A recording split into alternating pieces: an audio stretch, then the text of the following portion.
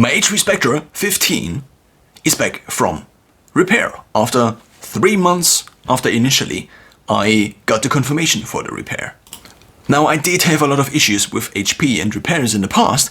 Basically every notebook I ever got from HP either needed a repair or eventually was exchanged.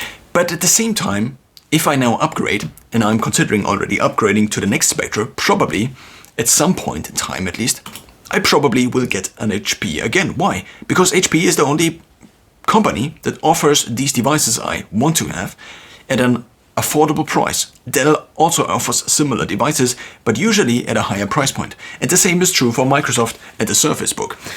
Also, Microsoft doesn't produce the Surface Book anymore, so this is the Surface Book 2, which I got as a rental because I just couldn't spend 3 months without a computing device. And it cost me 450 euros, which is almost a fourth of the total price I had to pay for the Spectre. Now here it is. It's a Spectre 15, 2 terabytes of storage, 16 gigabytes of RAM. It's the 15-inch model, as I already stated. It also comes with a Core i7 processor with Bang & Olufsen speakers, which sound very nice compared to the Surface Book, because the Surface Book just doesn't have very nice speakers. It also comes with a number pad, which is not necessarily the thing I would want, because I ideally would prefer a keyboard that is completely symmetrical, whereas this is not completely symmetrical, which is a little bit of a bummer, because I think there is kind of a posture adjustment you have, and I'm still now typing on the Surface Book, not really used to the Surface Book. Even I typed on it for 3 months. The same is true for typing on another keyboard. I'm just typing slightly off center after like 2 years of having this. I got it actually in 2019 or at the end of 2019, or maybe it's just from 2019 and I got it in 2020 and then had the extended warranty.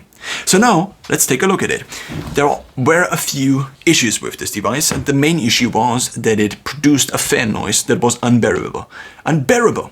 I had this fan noise for a few months, I think, until I eventually got the repair confirmed. So now you might wonder why this looks so nice. Apart from the few fingerprints I already put on, it looks almost as if it was new. Apart from also a few other things, like here I do have a few minor degradations, you could say. And so what they did in the repair is apparently they exchanged the fan, some other plastic pieces, then other plastic pieces, and they also exchanged the keyboard. So now I have this here, and it also looks as if they replaced the bottom plate, which was a request by me, so I requested to exchange the bottom plate because I actually had a dent that was in here, but it's gone. So it seems that they have exchanged also the bottom plate, which would be nice, and I don't know if they charge me for this or if they don't. I also paid, as I already mentioned, 150 euros a month, or 145 rather, for the Surface Book 2. And now, since I have both devices here basically at the same time, I might also make a few comparisons before I then boot my Surface Book up. Not my Surface Book, but my Spectre. The main difference is obviously that you can take off the screen here, and it also rotates, and it's basically apart from a few minor other things, like here 1 terabyte, and it doesn't come in a 2 terabyte version. At least I couldn't get my hands on one, and also didn't find a 2 terabyte version, compared to the 2 terabyte version here we have. This also is a 2-in-1, but it is a flip notebook, meaning it's a 360 notebook, meaning you can take the screen, and in the screen there is no other thing compared to the Surface Book. In the screen, there are just the cameras and the screen itself. This means that the screen is also a lot lighter. This could have advantages, it could also have downsides. The downside is obviously that you cannot take the screen off and still have a computable device. But maybe you also don't want to take the screen off. And that's kind of the large advantage of a device like this. It is basically a 2-in-1 that you don't have to play around with the software in order to then have the screen on the other side. Accidentally now it already turned on, so we might also see if the fan noise is still kicking. Now let's compare this to this here, where we have the screen also attached. So we have it in tablet mode, but then we want to exchange basically the mode, and we can only get it up to here. And then what we actually have to do is also, if we forget that we want to have it not in this rotation, because the screen obviously is riskier to be damaged in this position if you travel with this device in your backpack, for example. So then you have to turn it on, and then you wait for it to boot up. Then you click on this button here, and you wait until this button turns green. It's a little bit of figuring out at the beginning, but actually it's not that difficult. Then there is a pop-up that appears on the screen. Then you can just take it off, and there are two magnets, and here in the middle are the connectors. Then we take the screen, and obviously we now have the whole computing device in the hands. I think here in the base is only a battery and the graphics card, which in this case is either a 1050 or 1060 GTX mobile version, I think. Now we take this and then plug it in again.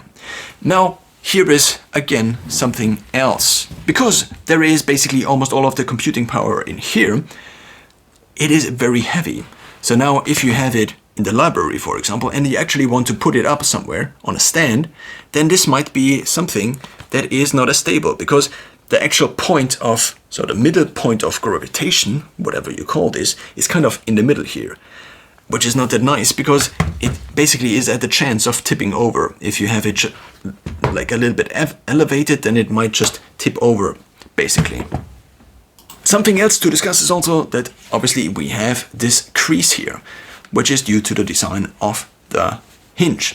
So the hinge is actually not a hinge really, but it's much more something that is similar to a hinge, but that actually extends, which is probably some kind of mechanism to prevent this device from falling over too much. Because if it actually would attach here, then I think it would have a better angle at bringing the whole device down. But since we now have a bigger lever, I think this tablet here doesn't pull the whole device basically into this direction as much. Maybe due to this, maybe due to something else. And what I noticed, or what I theorized much more, is that now we have two contact points between this side and this side. It's this and this. So the hinge and the small here, the small contact point here. It's basically only a line, it's two lines, contact lines. Whereas here on the Spectre, we have basically the whole surface is the contact surface. This now means if you take the device and you press it, and you take the Surface Book and you press it, then there is basically the pressure that is applied here evenly, which could have downsides on the display. Maybe there is a reinforced frame on the Surface Book, but it puts pressure on only the hinge and also on this side. In terms of how easy it is to grab the device, I think this is significantly easier to grab, because it has kind of this round surface here, and then also this is kind of closed. Whereas the Spectre, I mean, it has this diamond-shaped design, and that's very nice, but grabbing it is kind of very easy. In terms of weight, they are both very heavy notebooks. I actually, as I'm weighing these now, I think the Spectre might be a little bit heavier compared to this, or maybe this is just more evenly distributed. My scale is actually currently not working properly.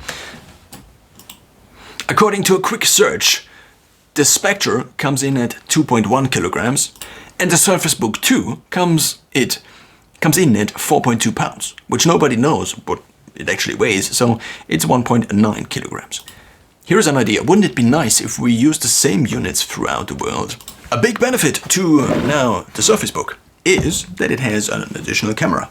So you theoretically could take the tablet and then point it at something and take pictures, which might be very nice. I did not find myself using this. So, of course, there will be scenarios in which I potentially would use this. Maybe also if you do an exam online, for example. Or you just want to take a little bit higher quality pictures than the crappy quality of the webcam on the HP Spectre, or also the webcam on here. Both are not very good in quality, I found. I actually do prefer the darker look. So ideally I would have a black notebook. And the golden finish, I mean, it looks kind of nice. I have to admit, it looks kind of nice.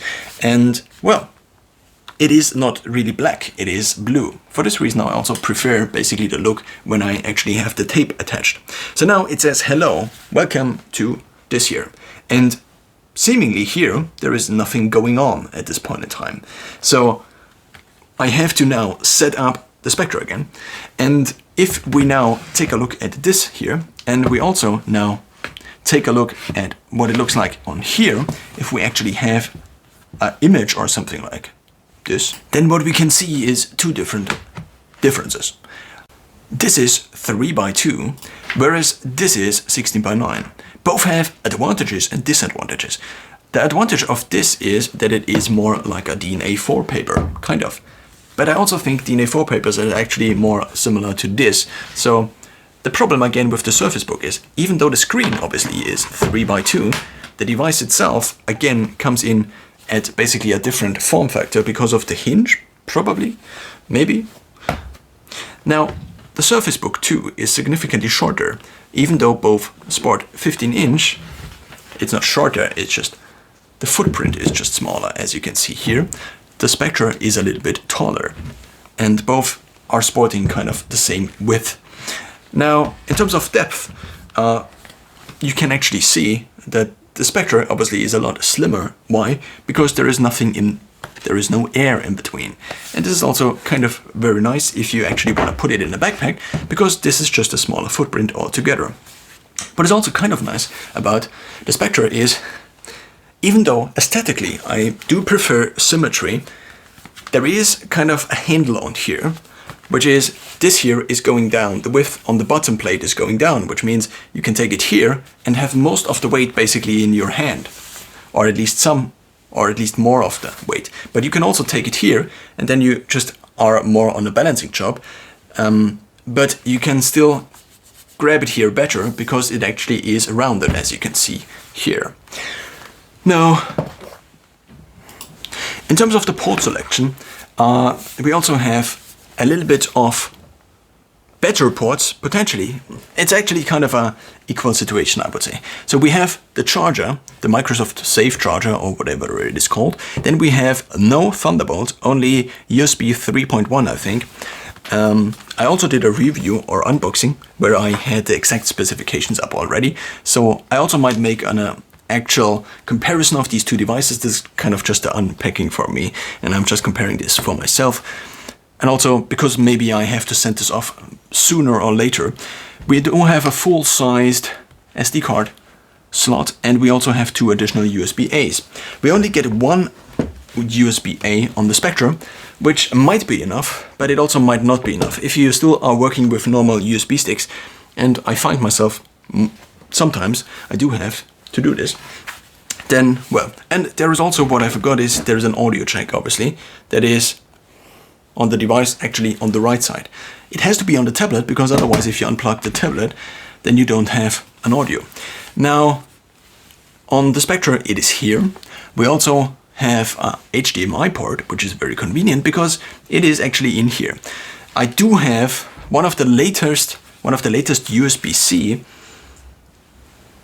hubs, which is called the Anchor 655, and this is just one of the latest. It's not a Thunderbolt hub, it's also not one that comes with a dedicated power source, but it just doesn't properly function on this device here, at least with an extension cord. The same is also kind of true for the HP Spectre, but at least the HP Spectre doesn't give me error reports constantly. Then what we also have is here a barrel plug. So this is basically the dedicated charger from HP. And there are downsides and upsides to a barrel plug. The main downside to not having a barrel plug is that it is not... So many people say that USB-C is so nice because it's symmetrical, so you cannot plug it in the wrong way. But this here is symmetrical even in another dimension, you could say. So for this reason, this here is kind of the best solution all around, you could say. It's something that only sticks out like this, and you can put it on both ends. Whereas something that is symmetrical, but still has kind of this length to it, then you cannot plug it in any kind of way. Actually, in the setup I am used to, with having this, with basically having the tablet here and then having it open and then standing it like this as an external screen, and then I have as a second screen basically. So in order to show you this, I might just show you this already. So this is the setup I'm using. Obviously the tablet is flipped, and then I do have my second monitor here, and I do have my external keys down here, which allows me to type very conveniently down here and nevertheless have two screens, and also a webcam at the top, which I might need, I might not need, I don't actually know about this. It's also not a professional webcam. So now the problem with this setup, as I said, is that I have to charge the device on the side, and therefore I have to charge it from the back because the charger is so short, and also the only USB-C port which I have to plug in my hub extension cord, which comes from here, is here. So then additionally, if I now have the power plug, which is obviously meant to be plugged in the other way, because usually the device stands from the other way and then this comes from the other way, but I cannot plug this the other way because there is just this problem here, that I cannot plug in both into the same direction, which would be backwards, because, well, this doesn't then work, as you can see here. In short, I'm really looking forward to using this here again. Why? Because it comes with 2 TB of storage, and therefore I don't have to constantly move files just in order to use my normal files. Of course, if I had a different setup, if I would have to use the 1 TB Microsoft Surface Book, or also the 1 TB version of this, and there is now, for years there hasn't been, but there is now again a 2 TB Spectre available, which I might just upgrade to, which would cost me again about 2,000 euros. I don't know at which price point I could sell the other one, probably at 1.5k, I don't know exactly. But what I'm really looking forward to right now is just being able to use this device. I also constantly ran into performance issues, mostly due, I guess, to the space, but also due to other things. What was very positive is that the fan wasn't working all the time compared to my Spectre, which usually fans all the time whenever I have many tabs open, and I'm also working on this device.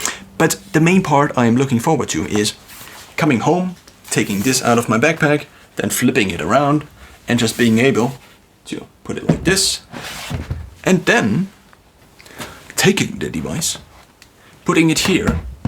I do have a few rubber stamps here, not stamps, but rubber tape, you could say, and then just putting it here. And then the only thing I need to do is I need to move the cable to the other side again, because the Surface Book has it on the other side. And then I need to plug in this single cable, ideally, which in an ideal world would work, and I also would get power, but I don't usually, and it doesn't work properly, therefore I just use additionally also the barrel plug charger, just as like I had to also use the other charger from the HP Spectre. Conclusion. For months, maybe years, I thought that this would be the device that solves so many of my problems, that I finally would have a tablet and a 2-in-1, and so on and so forth. But just the inconvenience, the sheer inconvenience of having this device, and then having this slightly unbalanced thing here, also the device just being not as thin compared to the Spectre. And so what I didn't mention with the Spectre earlier, of course the Spectre has a lot bigger bezels, which the newer Spectre doesn't again, and this was the second big difference when it comes to the screen.